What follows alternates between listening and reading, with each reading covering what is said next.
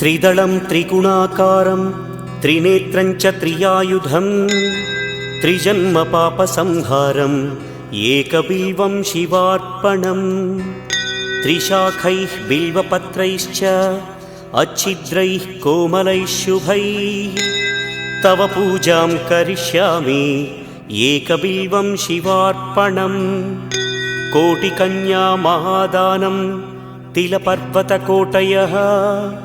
काञ्चनं शैलदानेन एकबिल्वं शिवार्पणम् काशीक्षेत्रनिवासं च कालभैरवदर्शनं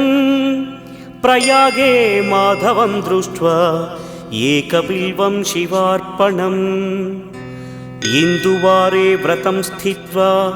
निराहारो महेश्वर नक्तं हौष्यामि देवेश एकबिल्वं